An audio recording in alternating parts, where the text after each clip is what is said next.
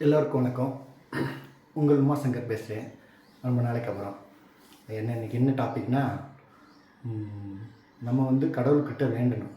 எப்படி வேண்டணும்னா, சூரியன் இருக்கார் இல்லையா, காலையில் எந்திரிச்ச உடனே குளிச்சுட்டு நம்முடைய காலை கடன்களை முடிச்சுட்டு குளிச்சுட்டு